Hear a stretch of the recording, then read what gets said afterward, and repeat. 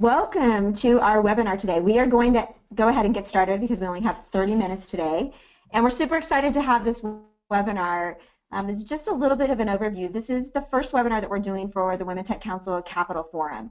And the Capital Forum is one of our new initiatives to help basically provide more access to capital for women who are starting ventures, who are raising money, who are looking for acquisitions. There's just so many different ways we can drive capital into our business. So we want to be one of those mechanisms to create that exposure and help all those great ideas get funded through whatever that mechanism is. So we're super excited about the one that we're doing today, which is around the USTAR grant that opened last week. There's $4.5 million that are available. And we have Ivy Estabrooke, who's the executive director of USTAR, with us. And she's going to walk us through this program. And we're really excited to be able to do this. I think it's a great program. And for the right companies, this is a really interesting proposal process to go through, even for people who haven't done grants before. Correct. So as a couple of housekeeping items, I'm just going to go through really fast. We are recording this webinar, so we will post it, and USTAR will also push it out.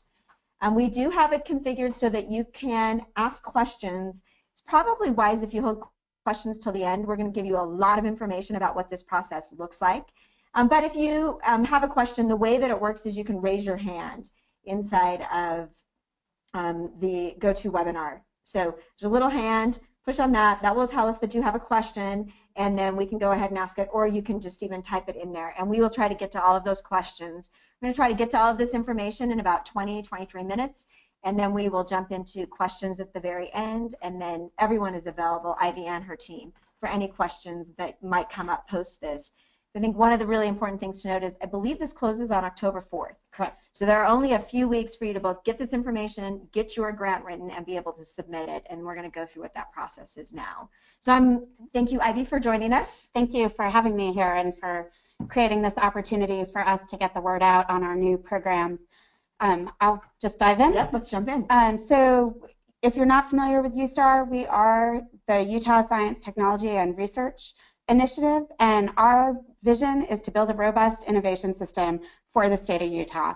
We do this through a number of tasks, and what we're talking about today is really focusing on brokering tech transfer by connecting capital, ideas, management, and industry through our new programs. Move to the next slide.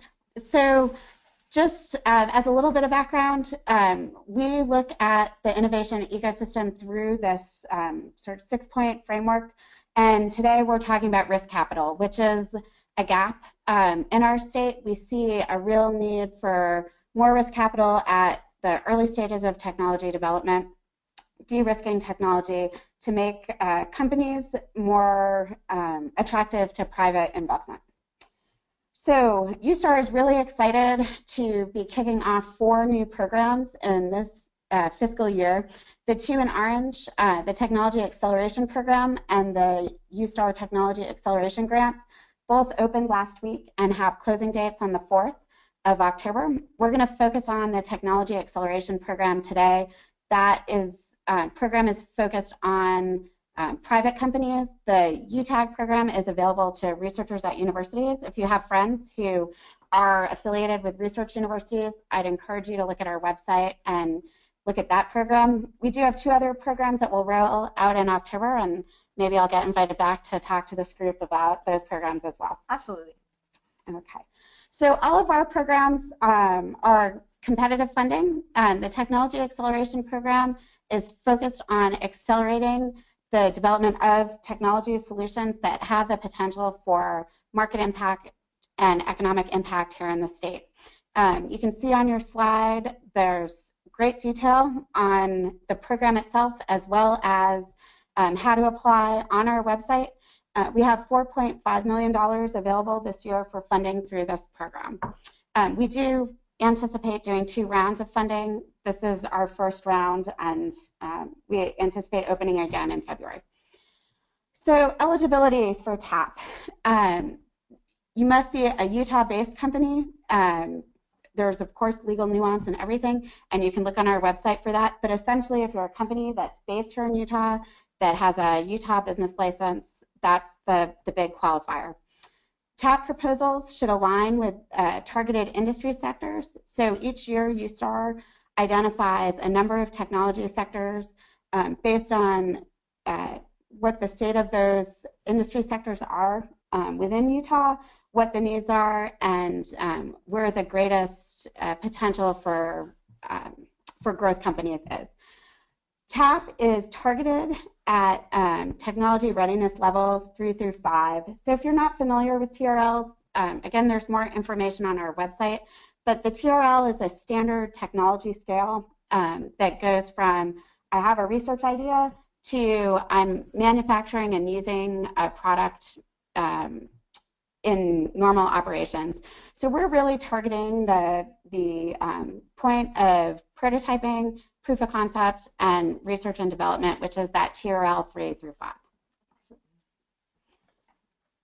Okay, so you have now on your screen, you can see our focused, our targeted technology sectors for this year. They're fairly broad. Of note, a couple notes on these. We're not focused on software as a service. There's a lot of capital available for software as a service companies, so we're not focused there. We do understand and expect there is software embedded in all of these topics. That's in play, but software as a service is not. I will also add, because we've had a lot of questions on this, we consider drones part of aerospace. So if you're starting a drone company, that's where we would target you. These are where we're focused, but if you have an idea that's outside of these categories, talk to us about it and we can help you decide whether it's within the scope of TAP or not. And as you mentioned that, who do we talk to? So on our website, there's an email for the program. I believe it's tapinfo@ustar.org. Send a note and someone will get back in touch with you there. So the application process for TAP this year, September 14th, which is rapidly approaching, we're asking for a letter of intent. You do not have to submit a letter of intent to submit a proposal, but this is really helpful for us to get a sense of how many proposals we should expect and in what technical categories. This is my technology sector. I plan to provide a proposal, and this is approximately what my budget will be. That's all the letter of intent is. Applications need to be submitted through our portal at taputah.com. The due date, as Sid said at the beginning, is October 4th at 8 a.m. I would encourage you to go in and log in and set up a profile now so you're not surprised. The process is pretty simple. What we're really looking for is a white paper, so 5-page maximum white paper. Details are on the website of what to submit. An introduction, what the technology milestones are that you're going to attempt to achieve under this funding, what the endpoint of your technology will be with successful completion of those milestones, and what the potential economic impact for the state of Utah is. In addition, we need to have there's a budget template on the website and a quad chart. We ask for a quad chart on each technology. So I'm just going to briefly walk through each piece of the proposal. We want these proposals to be as simple and concise as possible. For those of you not familiar with a quad chart, these are a great tool for those of us who are looking at a lot of technologies. There is a template provided in the application, and we encourage you to stick to what's asked for in the template. This provides our reviewers with a snapshot and provides those of us who have to present up a really nice, concise snapshot of what you're doing, why it's important, and what other resources you're leveraging. Some tips for your white paper. Again, 5 pages. We want you to be focused on giving us a concise explanation of why the milestone needs to be met and what the impact is going to be. Be concise but clear. This is your standard proposal language. Try to use non-jargon language. A lot of acronyms in the technology space that often mean different things to different people. Review the assessment criteria. If you look at our website, you'll see that we have very clear criteria that judges are going to look at your proposal against, and we actually included the rubric so you know what we're scoring against. Take a look at that, and that will help you understand what are the important or salient points to put into your white paper. Follow the formatting instructions. That sounds silly, but when you're reviewing 100 proposals, it is really important and helpful to the reviewer if everybody is formatted the same way. And assure that information in the application form matches what's in your white paper. Budget and funding. If you have questions about your budget, please ask. We did run a pilot program, and there were a lot of budget questions that didn't get asked in the process that then served as a challenge later.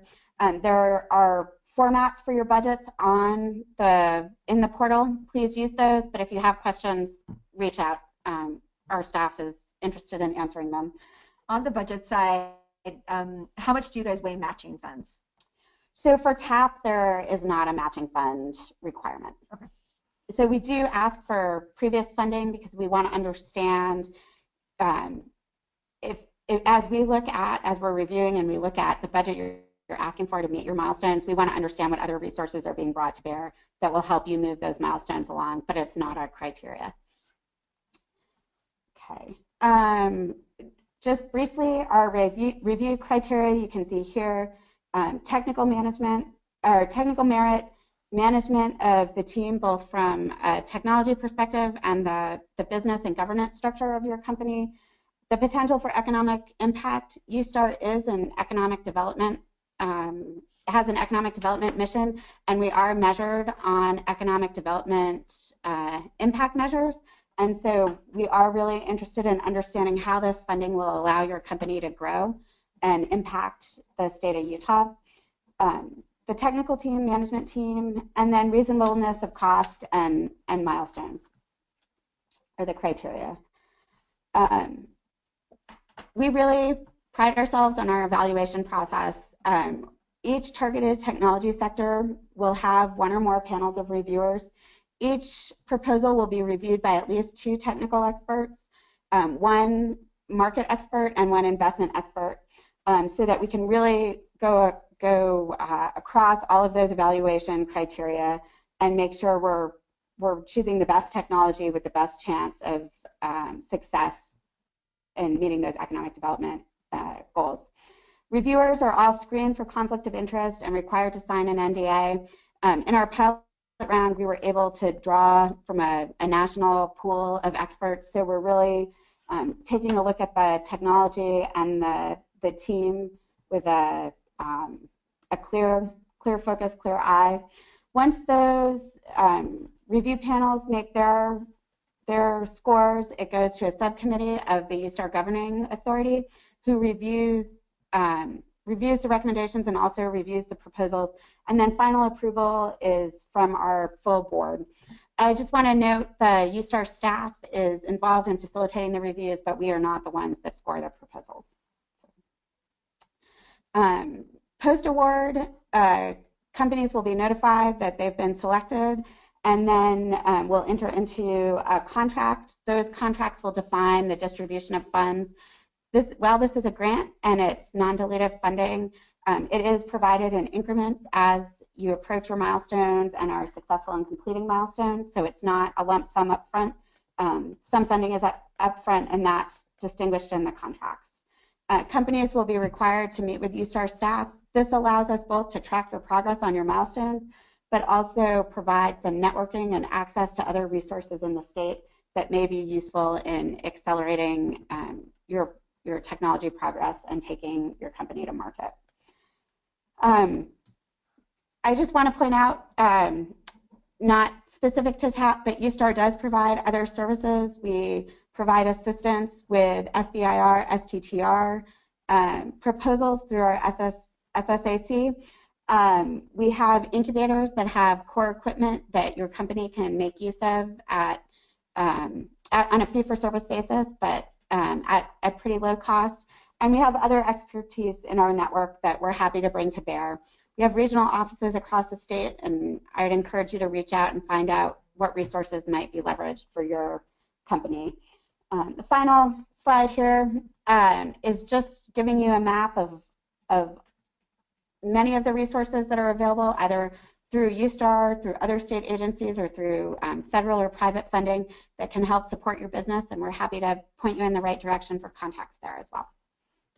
Okay, super great information. I'm excited. It's a really good program. You guys piloted in the spring. It's kind of the first time this is available as a program, and it's really focused on this whole validation, tech validation opportunity, which is a place where, you know, it's harder to get funding and there's more risk involved. So you're trying to figure out if it's the right thing to go build and take to market. Correct. So a couple questions came to mind while you were talking. So one of them was, how many awards do you think you'll do? And what's the average size that you're kind of thinking they'll look like? Right. So that's a great question, and is the most common question I get when I talk about this. And nobody is satisfied with my answer. We really want to see in the proposals what the technology milestones are, what the resources are that you need to achieve them, and then again looking at what are the other resources you have available to help you meet that outcome, and what the economic impact is going to be. Okay. All those factors are weighed. So when you look across the technology sectors that we intend to fund in, for some of those sectors, $25,000 or $50,000 is going to allow you to meet one or two milestones. And others, it's a drop in the bucket, and really looking at any dollar value below 100 or 200,000 isn't really going to move the needle on your technology. So we didn't want to put constraints in place that favored one technology sector or another in terms of development. So once we go through a round, then we'll be able to tell you what our average award size is. But until we do that, we don't really want to put kind of blinders on and get all the proposals coming in at $1 below our maximum proposal. So when is it funded? So you close October 4th. When do you receive funding? So our goal, as long as everything goes smoothly, is that we'll have the contracts in place by the 1st of December. By the 1st of December. And what's the time period under which you have to use the funds? That's a great question. So we're asking for no more than 18 months. So we expect proposals to come in with a 12 to 18 month time horizon. Yeah. Okay. And then obviously the state even has additional grant programs for the next stage of validation. Correct. So this is early stage. This is early stage. The Governor's Office of Economic Development's TCIP program, Technology Commercialization Innovation Program, they are focused on slightly later stage than USTAR. So USTAR on that TRL level we talked about, we're focused on 3 to 5, and TCIP is looking at 6 to 9. Okay. And we're coordinating closely with them to hopefully help create this pipeline of successful companies coming through, getting their technology de-risked, and then they have the additional support they need for commercializing and manufacturing through And TCIP. I assume the process is a little bit similar, where you review them, you select some set of them, and they come and present. And then, is that true? Is that your process? So we reserve the right to bring you in to present, but based on our pilot experience and previous experience, because we're trying to use this broad network of reviewers to really get clean eyes on the proposals, we reserve the right to bring people in to pitch, but it's not an expectation. So if we feel we need that extra layer of review, we'll set that up, but at this point, we don't plan to do that. In this round, at least. Well, it's a super exciting program, and we're really happy to bring it to our network and just give lots of opportunities like this. I think it's a really great option for a lot of women we know in early stage idea companies. And we appreciate you taking time today to give us the information. Again, this information was recorded. We will post it on our website. And if you have any questions, we'll also post Ivy's her team's information so that any questions can get answered along the way. And with that, I think if there's any questions, we are happy to answer them right now, and we're also going to post this information. I think we've answered most of the questions as they've been coming along. I don't have any new questions right now, which is great, although I'm sure you're going to get a flood of questions starting tomorrow as people get their proposals in. Okay, and with that, if you have anything else, just feel free to email us, and we appreciate it. Thank you for spending your 30 minutes with us this morning. Well, thank you so much for the opportunity, and we're looking forward to getting proposals and questions as well. Okay, thank you. Thank you, everyone, for attending. And any additional questions, we will answer them through the webinar as they come in, or we'll connect you with the right people. Again, just to restate, proposals are due October 4th. At 8 a.m. At 8 a.m. So you do not have all day. You actually should do it by October 3rd. Yes. This is our recommendation. Okay, thank you, everyone. Great, thanks.